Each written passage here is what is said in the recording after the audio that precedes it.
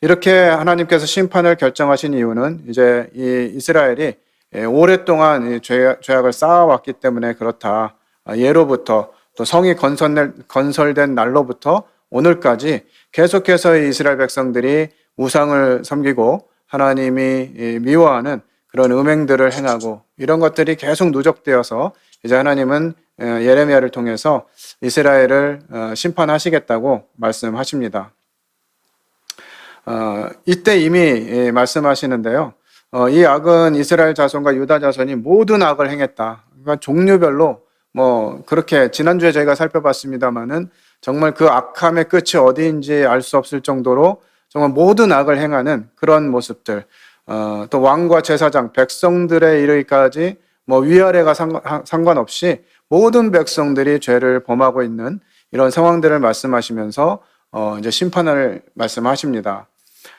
그때 말씀하시는 것은 계속 가르쳐도 끊임없이 가르쳐도 이스라엘 백성들이 죄를 계속 범하고 돌이키지 않는다, 회개하지 않는다라고 하는 부분들을 말하고 있습니다. 특별히 이스라엘 백성들은 성전을 더럽게 하고 바알 산당을 건축하고 이 자녀를 몰래에게 드리는 이와 같은 죄들까지도 범하고 있는 것입니다. 그래서 하나님은 이제 이 사실을 가지고 말씀하셨을 때 시드기야가 이제 이 예레미야에게 기도해달라, 이 나라를 위해서 기도해달라, 이 심판이 오지 않도록 기도해달라 이런 요청을 하는데 이제 예레미야는 하나님께로부터 받은 그 사실을 이 시드기야 왕에게 이야기합니다. 바벨론의 느부갓네살이 유다의 왕을 삼았죠. 시드기야를. 그 사실을 이 시드기야 왕에게 이야기합니다. 바벨론의 느부갓네살이 유다의 왕을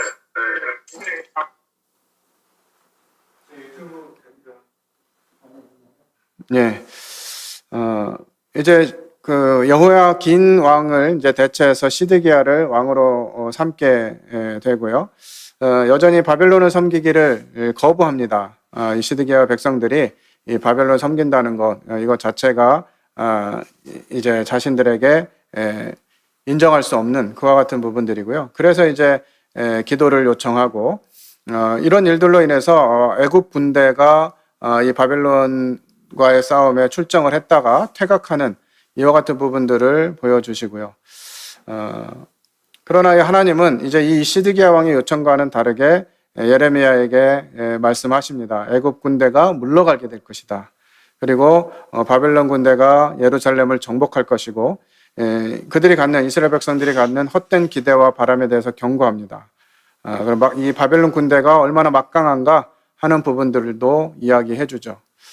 그러나 이스라엘 백성들은 여전히 그런 일이 일어나지 않을 것이라고 생각을 하고 특별히 이 예레미야가 이와 같은 하나님의 말씀을 할 때 많은 거짓 선지자들이 하나님 우리를 그렇게 하시지 않을 것이다. 우리를 구원하실 것이고 우리를 어려움 당하지 않게 하실 것이다 라고 하는 많은 거짓 선지자들이 있었어요. 그래서 우리가 예레미야를 읽으면서 느끼지만 예레미야가 막 구덩이에도 갇히고 감옥에도 갇히고 막 이러면서 하나님의 말씀을 전하는 것 때문에 이렇게 고난을 당하는 상황들을 연출하게 됩니다. 예레미야 38장에 보면 이제 그 시드기야가 이런 상황에서 어떻게 해야 될 것인가 라고 하는 부분들을 이제 말씀해 주고 계신데요. 이제 왕이 묻고 예레미야가 대답하는 장면이 예레미야 38장에 기록되어 있습니다. 이 시드기야가 예레미야를 은밀히 불러서 하나님이 너에게 하신 말씀을 나한테 얘기해 달라. 그러니까 내가 얘기하면 나를 이게 죽이거나 이렇게 하지 않겠냐 하니까 또 시드기야가 내가 그러지 않겠다고 맹세하고 이렇게 얘기하는데요. 그때 이제 하나님께서 이 예레미야에게 주신 말씀을 예레미야가 시드기야 왕에게 알려주게 됩니다. 항복하면 살 수 있지만 항복하지 아니하면 멸망하게 될 것이다 라고 하는 부분들로 이야기를 해줍니다. 이것에 대해서 이제 다른 백성들에게는 말하지 마라. 시드기야가 이렇게 예레미야와 약속하고 예레미야가 또 다른 사람들이 이렇게 물어볼 때 다른 이제 내용으로 이야기하게 됩니다. 그리고 이제 이 예레미야는 이 감옥 뜰에 이렇게 머무르게 되는 장면이 기록되어 있는데요. 이 예레미야에게 계속해서 하나님이 이스라엘이 망할 것들을, 예루살렘 성이 회파될 것들을 심판의 경고로 말씀하셨음에도 불구하고 그들은 듣지 않게 됩니다.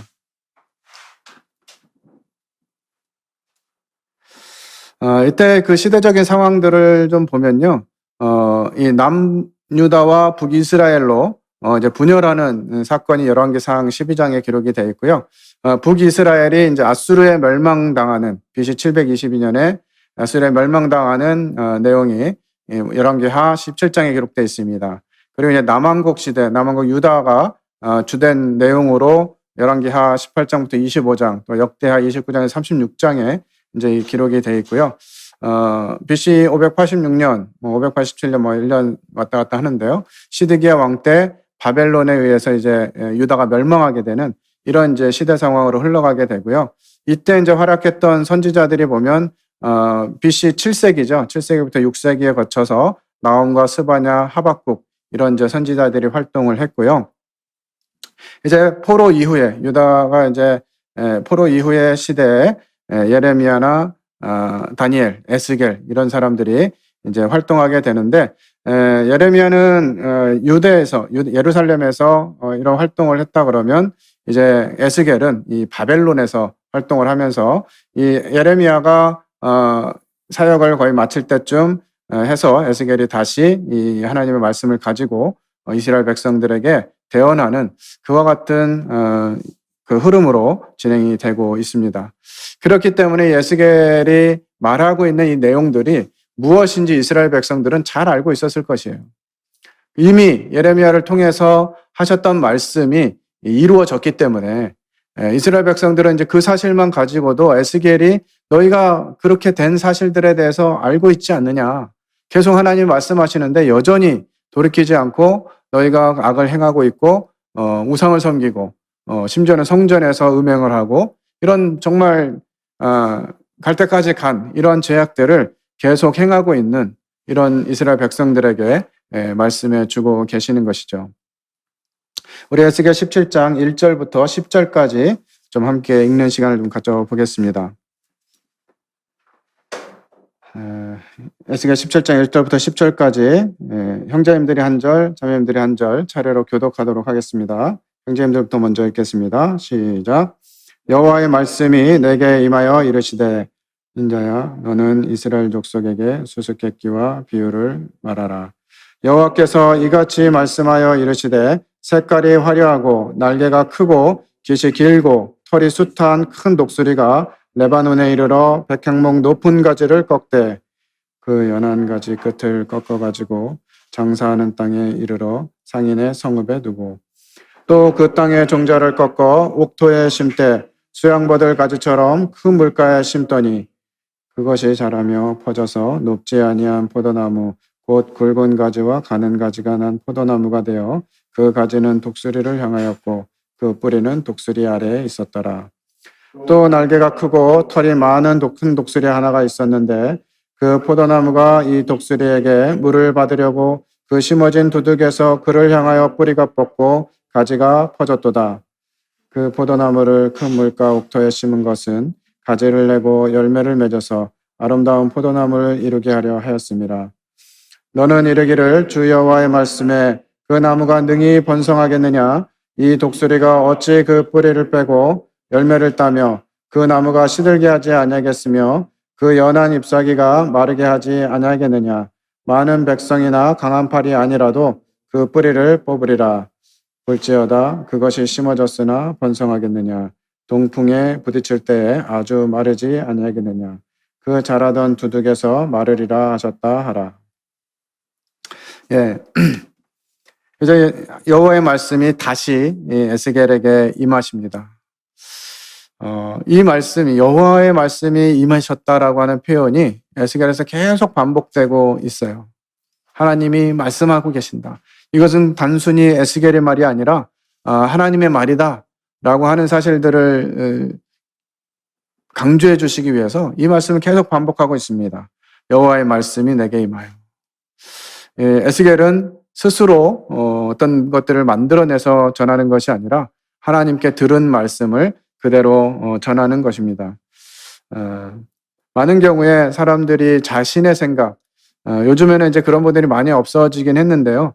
예전에는 그냥 말씀 한 두 구절 읽어놓고 그냥 자기 얘기 실컷 하고 설교 시간 마치는 이런 흐름들이 많이 있었는데, 그런 것이죠. 그냥 말씀, 내가 하고 싶은 얘기를 말씀 한두 구절 정해놓고 거기에 맞춰서 뭔가 말을 하게 되는 이런 이제 패턴들이 있었던 때가 있었는데, 좀 우리는 내 생각이나 어떤 사적인 내용을 가지고 말하는 것이 아니라 하나님이 하신 말씀을 우리는 주목해야 되는 것들을 기억하게 됩니다. 인자야 너는 이스라엘 족속에게 수수께끼와 비유를 말하라 라고 말씀하십니다. 수수께끼, 비유 뭐 이런 이제 말씀을 하시는데요. 신약에서도 우리 주님께서 비유로 많이 말씀하셨죠. 원래 이렇게 수수께끼나 비유 이렇게 얘기하면 처음에 들을 때는 저게 무슨 얘기지? 막 이렇게 하다가도 그 해석을 듣고 나면 너무나 쉬운 이야기죠. 그런 이야기였구나 라고 이해하게 되는데, 우리 주님은 조금 다르게 좀 표현하셨어요. 비유로 말하는 것은 어린아이들에게는 깨닫고 그렇지 않은 사람들에게는 깨닫지 못하게 하는, 한편으로는 깨닫게 하고 한편으로는 깨닫지 못하게 하는 이런 방식으로 이제 말씀해 주셨는데요. 그래서 우리가 하나님 말씀을 들으면서 우리가 깨닫게 된다는 것만으로도 참 감사한 일인 거죠. 어떤 사람은 똑같은 말씀을 읽어도요, 이 말씀을 깨닫지 못하는 거예요. 성경을 몇십 번씩 읽었어도 정말 예수 그리스도 그분이 자신의 주와 구주가 되셨다는 사실을 알지 못하는 사람들이 있거든요. 근데 우리가 하나님 말씀을 대하고 묵상하고 들을 때 하나님 말씀 그것이구나 이렇게 깨달아지게 되는 것이 참 놀라운 은혜라고 하는 것입니다. 여기 마찬가지로 이제 에스겔에게 하나님 말씀하시기를 수수께끼와 비유를 말하라 이렇게 얘기하시는데, 여기 1,000원짜리 옛날 지폐인데요. 이 지폐가 처음 나왔을 때 어떤 저희 직원 중에 한 분이 그랬던 건지 기억은 정확히 안 나는데, 저 뒤에 보면은 그 건물에 마당새가 이렇게 마당을 쓸고 있다는 거예요. 그게 아무 눈에는 안 보이고 자세히 살피고 이게 마음이 착한 사람 눈에는 보인대요. 그래가지고 사람들이 어딨냐 싶어가지고 막 그냥 이 작은 세밀한 부분을 눈을 막 크게 뜨고 막 찾아보고 막 돋보기를 대고 보고 막 이래도 아무리 봐도 없는 거예요. 그래가지고 이거 거짓말 아니냐, 이게 아무리 찾아도 없는데 답이 뭐냐 그랬더니 마당 다 쓸고 들어갔대요. 그러니까 이건 뭐 아무것도 아닌 거예요. 수수께끼 뭐 냈어도 답을 알고 나면 진짜 아무것도 아닌 거죠. 마찬가지로 하나님께서 정말 오죽 답답하셨으면 이제는 내가 수수께끼 비유로 알려줄게, 잘 들어 하면서 말씀해 주시는 것이에요. 여호와께서 이같이 말씀해 이르시되 색깔이 화려하고 날개가 크고 깃이 길고 털이 숱한 큰 독수리가 레바논에 이르러 백향목 높은 가지를 꺾었다.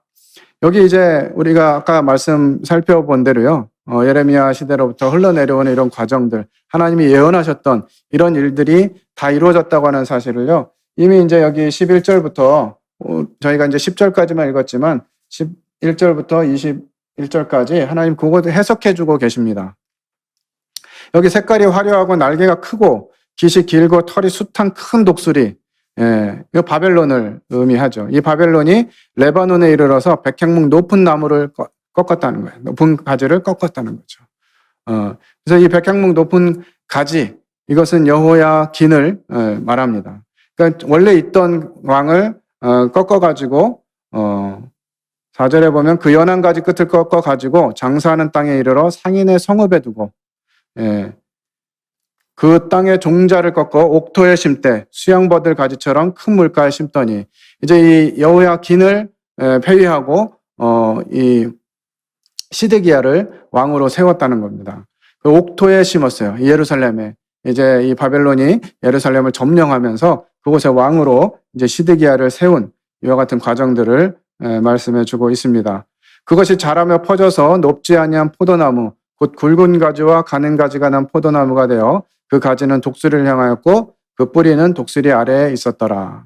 이제 하나님께서 그들에게, 이스라엘 백성들에게 다시 은혜를 베푸셔서 이 하나님의 역사 가운데 있는 이 바벨론이라고 하는 나라를 사용해서 이 예루살렘이 멸망당하게 되고, 이런 과정을 통해서 이제 그 안에서 다시 은혜를 베푸시고 그 안에 살아가기를 원하셨던 것이죠. 그래서 이제 이 시드기야 왕이 이 바벨론 왕에게 그 말을 잘 듣고 맹세한 대로 잘 살아가면 그 안에서 무성해지고 열매를 맺을 수 있는 그런 상황이 되는 거죠. 그렇지만 이것은 뭐 자신의 힘이 아니고 이 바벨론 왕의 영향력 아래에 있기 때문에 그 뿌리는 독수리 아래에 있었다, 이렇게 이제 표현해 주고 있습니다. 근데 또 날개가 크고 털이 많은 큰 독수리 하나가 또 나옵니다. 이것은 이제 애굽을 상징하는데요. 그 포도나무가 이 독수리에게 물을 받으려고 심어진 두둑에서 그를 향하여 뿌리가 뻗고 가지가 퍼졌도다. 이 시드기야가 이 하나님이 베푸신 은혜를 생각하고 바벨론을 통해서 교훈해 주시고 돌이키기를 원하시는 하나님의 뜻을 기억하고 하나님께 순종하고 나아갔어야 되는데, 이제 그렇게 하지 않고 이 애굽을 의지해서 애굽에 이제 말과 병사를 보내달라는 요청을 하게 됩니다. 그 포도나무를 큰 물가 옥토에 심은 것은 가지를 내고 열매를 맺어서 아름다운 포도나무를 이루게 하려 하였습니다. 그러니까 이 시드기야가 바벨론의 말을 잘 듣고 그 안에서 잘 자라가기를 원하셨는데 그렇게 하지 않고 이제 애굽에 손을 내민 것이죠. 그 상황에 대해서 이제 하나님 말씀하십니다. 너는 이르기를 주 여호와의 말씀에 그 나무가 능히 번성하겠느냐? 이 독수리가 어찌 그 뿌리를 빼고 열매를 따며 그 나무가 시들게 하지 아니하겠으며 그 연한 잎사귀가 마르게 하지 아니하겠느냐? 많은 백성이나 강한 팔이 아니라도 그 뿌리를 뽑으리라. 이스라엘이 이 포도나무로 계속 비유되고 있는데요. 이 포도나무는 뭐 높이 자라는 나무가 아니죠. 그리고 뭐 많이 뻗어나갈 수 있는 그런 나무도 아닙니다. 그래서 이 포도가 열매를 맺으려면 나무 가지에 잘 붙어가지고 뿌리를 통해서 영양을 공급받으면 열매를 맺는 그런 것이에요. 그런데 이 포도나무가 열매를 맺지 못하면 쓸 데가 없는 것이죠. 그래 뭐 목재로도 쓸 수가 없고 그래서 이제 불에 던져질 수밖에 없는데, 이미 우리는 에스겔 전장들을 살펴보면서 이스라엘 백성들이 마치 불에 탄 나뭇가지처럼 되었다라고 하는 부분도 살펴보았습니다. 이스라엘 백성들이 이런 와중에서도 하나님의 말씀을 구하고 하나님 말씀에 나아간 것이 아니라 계속해서 이 하나님의 약속과 반대되는 하나님과 약속한, 그러니까 이 바벨론과 시드기야가 이 약속한 것은 이 바벨론과 약속한 것이 아니라 사실은 하나님과 약속한 것이죠. 그래서 이런 약속의 관계가 깨어진다라고 하는 것은 하나님과의 관계가 깨어지는 것이죠. 하나님을 대적하고 하나님을 배반하는 결과를 얻게 되는 것이죠. 그러니까 그런 상황에서 이 포도나무를 그냥 놔두겠냐는 거예요. 잎사귀가 마르게 하지 않겠느냐. 그 뿌리를 뽑겠다는 것이죠. 하나님이 이 심판을 명확하게 말씀하시는 것입니다. 볼지어다 그것이 심어졌으나 번성하겠느냐. 동풍에 부딪힐 때에 아주 마르지 아니하겠느냐. 그 자라던 두둑에서 마르리라 하셨다. 그러니까 이 지금 이스라엘의 상태는 조금만 건드려도 무너질 수밖에 없는 그런 상태인 거죠. 나라도 망하고 구심점도 없고 하나님을 의지하지도 않고, 그래서 뭐 바벨론이 치지 않더라도 그냥 뭐 동풍 따뜻한 이 모래바람과 같이 이 불어오는 이 바람만으로도 이 뿌리가 마르고 이 열매를 맺을 수 없는 이런 상태가 된다고 하는 것입니다. 계속해서 하나님은 심판을 말씀하시는 거죠. 이제 이렇게 비유하시고 이 비유에 대한 해석을 주시는 것입니다. 여호와의 말씀이 또 내게 임하여 이르시되 너는 반역하는 족속에게 묻기를, 이제 이 사실을 말씀하십니다. 너희가 이 비유를 깨닫지 못하겠느냐 하고 그들에게 말하기를 바벨론 왕이 예루살렘에 이르러 왕과 고관을 사로잡아 바벨론 자기에게로 끌어가고, 이미 남유다가 멸망하면서 이제 이 포로들을 바벨론으로 끌고 가죠. 그 왕족 중에서 하나를 택하여 언약을 세우고 그에게 맹세하게 하고 또 그 땅에 능한 자들을 옮겨갔나니, 이것이 이제 시드기야를 왕으로 세우고 시드기야와 이제 맹세를 하게 한 것입니다. 복종 맹세를 하겠겠죠. 내 말 잘 들으면 너희서 왕이 계속 왕할 수도 있고 너희 백성들 내가 잘 돌봐줄게. 이제 이런 약속을 했는데, 그리고 나서 이제 그 땅에 능한 사람들은 또 바벨론으로 데려갑니다. 이는 나라를 낮추어 스스로 서지 못하고 그 언약을 지켜야 능히 서게 하려 하였음이거늘. 하나님은 은혜를 주신 것이에요. 이 상황에서도 너희가 바벨론 말 잘 듣고 그러면 잘 자라게 해줄게 라고 하나님의 은혜를 이야기한 것이죠. 하나님은 그렇게 하셨는데 그가 사절을 애굽에 보내 말과 군대를 구함으로 바벨론 왕을 배반하였으니 형통하겠느냐.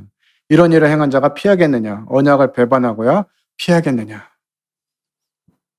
하나님이 이렇게 은혜를 베푸는 과정을 통해서도 말씀해 주셨는데 그것을 그냥 그렇게 배반하게 된 것입니다. 아까 말씀드린 대로 이것은 바벨론 왕을 배반한 것이 아니라 이제 하나님을 배반한 이와 같은 결과를 얻게 된 것이죠. 주 여호와의 말씀이니라 내가 나의 삶을 두고 맹세하노니 바벨론 왕이 그를 왕으로 세웠거늘 그가 맹세를 저버리고 언약을 배반하였은즉 그 왕이 거주하는 곳 바벨론에서 왕과 함께 있다가 죽을 것이라. 은혜가 베풀어진 시드기야 왕. 그는 정말 하나님의 은혜를 기억하고 감사하고 그 말씀에 순종하고 이렇게 살았어야 되는데 그러지 않고 자신의 뜻대로 애굽의 손을 펴고 말을 구하고 힘을 구하는 이런 과정들 때문에 정말 그가 얼마나 처참한 결말을 맞게 됩니까?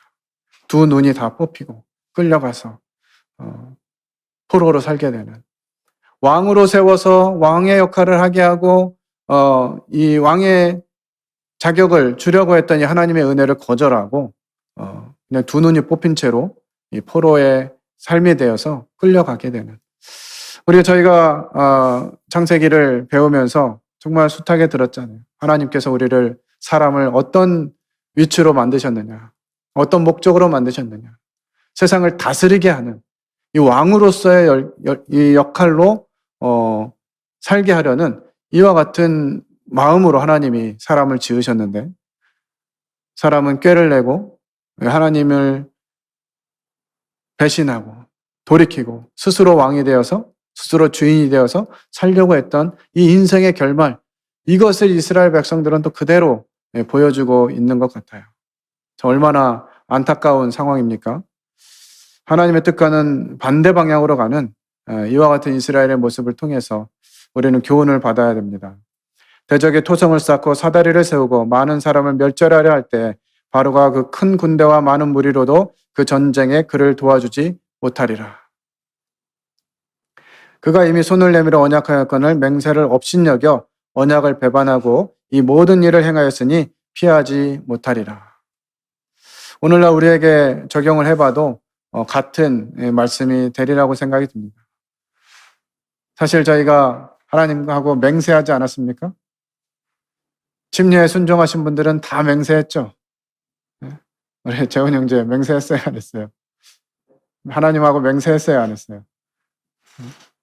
침례 받을 때 다 했잖아요. 이제는 더 이상 내 마음대로 살지 않고 나의 주와 구주가 되시는 하나님의 뜻대로 살겠노라고, 그분을 위해서 살겠노라고 우리 다 고백했잖아요. 맹세했잖아요. 그런데 지금 우리는 어떻게 살고 있습니까? 정말 그 언약대로, 그 맹세대로 살고 있나요? 맹세를 업신여겨 언약을 배반했다. 우리가 그 맹세를 기억하지 않고 그 맹세대로 살지 않는 것은 하나님을 배반하고 하나님을 업신여긴 것과 같다라고 하는 것으로 적용해 보면 어떨까 생각이 듭니다. 우리 삶의 모습이 어디에 있는지, 우리의 위치가 어디에 있는지 살펴보고 내가 정말 하나님과 맺은 이 언약 가운데서 살고 있는지, 이 언약을 배반하고 이러한 일을 행하면 피하지 못하리라고 하나님이 말씀해 주고 계십니다. 그러므로 주 여호와의 말씀이니라 내가 나의 삶을 두고 맹세하노니 그가 내 맹세를 업신여기고 내 언약을 배반하였은즉 내가 그 죄를 그 머리에 돌리되. 하나님이 이제 더 이상 이 심판을 지체할 수 없음을 말씀해 주고 계십니다. 하나님의 맹세, 하나님의 언약을 배반한 그 결과는 하나님의 심판인 것이죠. 그 위에 내 그물을 치며 내 올무에 걸리게 하여 끌고 바벨론으로 가서 나를 반역한 그 반역을 거기에서 심판할지며. 이 예루살렘에서 심판을 당하는 것도 고통스러운데 이제 두 눈이 뽑힌 채로 바벨론을 끌려가서 거기서 심판을 당하게 되는 것이죠. 그 모든 군대에서 도망한 자들은 다 칼에 엎드러질 것이요 그 남은 자는 사방으로 흩어지리니 나 여호와가 이것을 말한 줄을 너희가 알리라. 참 사람은 어리석은 것 같습니다. 좀 끝을 봐야 내가 잘못 왔구나 하는 것들을 깨닫게 되는 것 같아요. 그 잘못된 끝에 다다르기까지 하나님이 정말 수차례 여러 방법을 통해서 우리가 돌이키기를 말씀해 주시는데 우리는 끝까지 그래 어디까지 갈 수 있나 가보자 이런 마음을 갖게 되는 거죠. 제가 청년 때 세상에서 이제 주목받을 만한 어떤 환경들이 좀 조성이 됐어요. 그래가지고 제 마음 가운데 무슨 생각이 들었냐면 내가 어릴 때부터 하나님을 배웠고 하나님을 알아왔고 열심히 지금까지 잘 섬겼으니까 내가 세상으로 가서 한 10가지 정도 실망할 때까지 세상으로 가보겠다. 이런 마음을 먹었어요. 참 어리석죠. 그래가지고 제가 세상으로 가기로 결정한 그 후에 일주일도 채 되지 않아서 하나님이 징계하기 시작하셨어요. 대학 시험을 앞두고 있을 때였는데 그 전에 제가 공부를 너무 열심히 해가지고 이제 시험만 보고 이제 대학만 붙으면 나는 세상으로 갈 거다 이렇게 마음을 먹었었거든요. 근데 대학 시험장에 가서 정말 이해할 수 없는 일이 생겼어요. 제가 답지를 작성하는데 문제 하나를 밀려 써가지고 이 답지를 다시 써야 되는 상황이 온 거예요. 주관식이었는데 선생님한테 질문을 했습니다. 선생님 지금 뭐 이렇게 됐는데 어떻게 할까요? 그랬더니 그냥 이렇게 X 표시하고 번호 써가지고 그냥 쓰래요. 그럼 된다고. 그럴 줄만 알고 이제 암기 과목이랑 주관식만 답을 먼저 다 써놓고 객관식 문제를 이제 19문제를 풀어야 되는데 10문제를 풀고 나오니까 9문제 남았고 시간은 한 20분 정도 남았었어요. 그런데 감독 선생님 다시 오셔가지고 답안지를 다시 작성하라는 거예요. 그때 OMR 카드 3과목이었기 때문에 OMR 카드 그거 일일이 다 쓰는데 한 거의 15분, 20분 가까이 걸리거든요. 그러니까 제가 9문제를 못 풀고 그냥 그 답안지를 제출해야 되는 이런 상황이 왔어요. 그러니까 이게 제가 수학을 그때 굉장히 잘했기 때문에 거의 맞출 수 있는 문제들이었는데 9문제를 못 풀었으니까 10몇 점이 그냥 없어진 거죠. 한 문제당 뭐 2점씩이었는데. 그런 상황을 겪으면서 뭐 그 상황 겪으니까 3교시, 4교시도 뭐 시험을 보는 둥 마는 둥 이렇게 한 것이죠. 그리고 그 시험을 마치고 집으로 돌아가면서 주님 앞에 회개하게 됐습니다. 주님, 제가 잘못했습니다. 이 작은 머리로 정말 뭐가 되는 것 같으니까 이제 내가 하나님 떠나가지고 내 마음대로 살아보겠다고 한 이 어리석은 결정, 하나님 제가 잘못했습니다 하고 하나님께 돌이키게 됐어요. 아마 끝까지 가게 됐다면 이 자리에 제가 없었을 수도 있겠죠. 그냥 그럼에도 불구하고 그럴 수 있지 뭐 이게 뭐 인생의 전부인가 그러면서 계속해서 제가 세상으로 갔다면 아마 이 자리에 제가 없었을 수도 있었을 것 같아요. 하나님은 우리에게 그럴 때마다 돌이킬 수 있는 기회를 허락해 주신다고 하는 것이죠. 비록 대학은 떨어졌지만 하나님을 떠나지 않게 됐기 때문에 그것은 제게 축복이었습니다. 그런 하나님, 우리 하나님께서는 이제 심판하시되 영원히 심판하시지 않고 주 여호와께서 이같이 말씀하시되 내가 백향목 꼭대기에서 높은 가지를 꺾어다가 심으리라. 내가 그 높은 새 가지를 끝에서 연한 가지를 꺾어 높고 우뚝 솟은 산에 심되. 이제 백향목 꼭대기, 이 다윗의 왕조에서 가지를 꺾으시겠다. 연한 가지를 꺾겠다. 연한 가지는 누구를 생각나게 하죠? 우리 주님을 생각나게 합니다. 보기에 흠모할 만한 것이 없는 그분, 그 연한 가지를 꺾으셔가지고 우뚝 솟은 산에 심겠다는 거예요. 사실 이스라엘은 뭐 높은 산이 없습니다. 그저 뭐 감람산이나 뭐 골고다 언덕 이 정도가 이제 높은 것이죠. 아마도 주님이 십자가에 달리시는 그 장면을 말씀하셨는지도 모르겠습니다. 어쨌든 하나님께서 이제 진짜 새로운 가지, 연한 가지 예수 그리스도 그분을 이 땅에 보내셔서 구원하시겠다는 거죠. 이스라엘 높은 산에 심으리니 그 가지가 무성하고 열매를 맺어서 아름다운 백향목이 될 것이요 각종 새가 그 아래 깃들이며 그 가지 그늘에 살리라. 사실 인간이 다스리는 세상은 정말 기대할 것이 없는 것 같습니다. 지금 우리가 살고 있는 이 정치계를 보더라도 좀 이렇게 뭐 바꾸면 괜찮으려나 하고 바꿔보니까 뭐 그 사람들도 그 사람 그 밥에 그 나물인 것 같아요. 사람을 기대할 것이 없는 것 같습니다. 정말 하나님은 그러한 기대할 것이 없는 세상이 아니라 하나님의 아들 그분을 이 땅에 보내주셔서 그분으로 인해서 각종 새가 그 아래 깃들이고 그 가지 그늘에 살게 하신다고 말씀해 주시는 것이에요. 들의 모든 나무가 나 여호와는 높은 나무를 낮추고 낮은 나무를 높이며 푸른 나무를 말리고 마른 나무를 무성하게 하는 줄 알리라. 나 여호와는 말하고 이루느니라. 하나님께서 이제 우리를 다 부르셔서 이 유대인들뿐만 아니라 이방인들까지 다 부르셔서 그들을 보호하시고 그들에게 그늘이 되시고 그들을 무성하게 하시는 그와 같은 일을 이루시겠다고 말씀하시는 것이죠. 이미 상당 부분은 우리 시대에 다 이루어졌습니다. 예수 그리스도 그분이 오셔서 십자가에 죽으시고 우리의 모든 죄를 용서하시고 하나님을 아는 지식을 이 세상 정말 편만하게 알려주셨어요. 그리고 우리는 역사를 통해서 이 하나님의 약속이 얼마나 정확하게 이루어져 가고 있는지 많이 봤습니다. 그리고 성경을 통해서 하나님이 하신 말씀들, 그것들은 반드시 이루시는 분이심을 우리는 알고 있습니다. 이렇게 많은 증거를 우리들에게 주셨는데, 이렇게 분명하고 확실한 약속의 말씀을 우리에게 주셨는데, 우리가 여전히 하나님의 말씀이 아닌, 그저 이 세상 사람들이 살아가는 방식대로, 이 세상 사람들이 추구하는 그것들을 바라보면서 살아간다면, 정말 우리는 어리석은 사람들이 될 거예요. 차라리 모르고 하나님 뜻이 무엇인지, 하나님의 마음이 무엇이고, 하나님 뜻이 무엇인지 모른다면, 세상에 살아가는 것이 어떤 의미가 있는지 모르겠습니다. 그러나 하나님이 하신 말씀들, 이 세상은 불로 사르기 위해서 간수된 바 되었다고, 주님 오시는 그날에 불로 사르게 될 것이라고 말씀해 주십니다. 나 여호와는 말하고 이루느니라.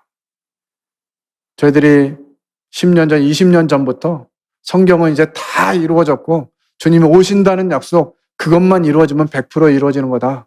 이런 얘기를 몇십 년 전부터 해왔어요. 지금을 살고 있는 시대는 더더욱 그런 것 같습니다. 정말 주님이 오늘 오셔도 이상하지 않은 시대에 우리가 살고 있죠.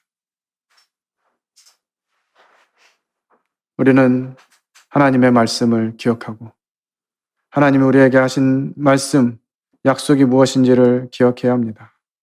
하박국 2장 14절에 보면 이는 물이 바다를 덮음같이 여호와의 영광을 인정하는 것이 세상에 가득하다고 기록하고 있습니다.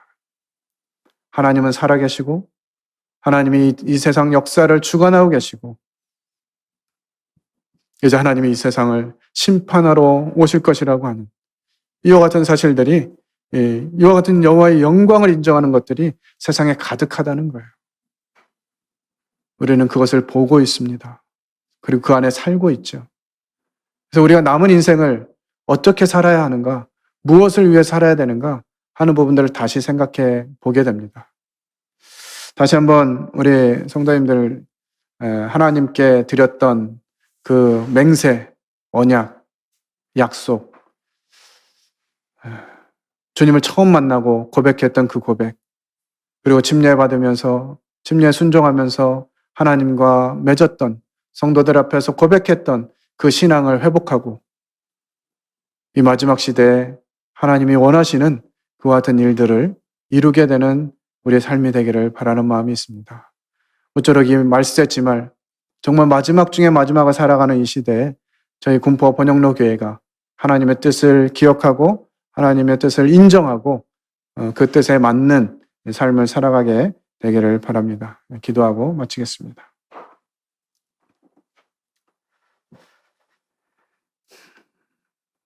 물이 바다를 덮음같이 여호와의 영광을 인정하는 것이 세상에 가득함이니라. 아버지 하나님, 하나님의 하신 말씀들이 그대로 이루어지고 하나님 하신 말씀들을 능히 이루시는 그 하나님을 저희들이 알게 하심을 인해서 감사를 드립니다. 그러함에도 불구하고 저희들이 하나님 뜻이 아닌 그저 이 세상에 살아가는 사람들처럼 그렇게 살고 있음을 고백을 드립니다. 우리가 하나님 앞에 합당하게 행하지 못함으로 인해서 많은 사람들이 하나님을 볼 수 없는 것을 고백하게 됩니다. 저희를 이 땅에 남겨두신 이유, 그것은 저희가 이 땅을 누리면서 평안히 살라고 하시는 것이 아니라 하나님은 아직도 알지 못하는 사람들에게 하나님은 살아계시고 그 약속을 이루시는 분이라고 하는 사실들을 나타내기 위함인 것들을 묵상하게 됩니다. 주님, 저희들을 긍휼히 여겨주시고 불쌍히 여겨주시고 시드기야에게 은혜를 베푸셨던 것처럼 저희들에게도 은혜를 베풀어 주시기 원합니다.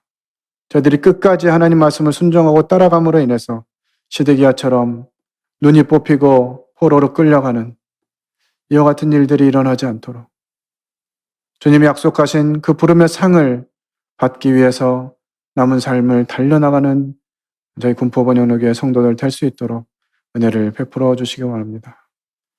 에스겔을 통해서 반복적으로 또 수수께끼와 비유를 통해서 저희들에게 말씀해 주시는데 저희들이 이 말씀을 무시하고 살아가지 않도록 저희 마음과 생각을 다시 새롭게 하시고 주장해 주시기를 간구를 드립니다. 오늘도 말씀해 주신 하나님을 기억하고 감사드리며 이 모든 것을 살아계신 하나님 아들 예수 그리스도의 이름으로 기도했습니다. 아멘. 네, 이상으로 수요 집회 마치도록 하겠습니다.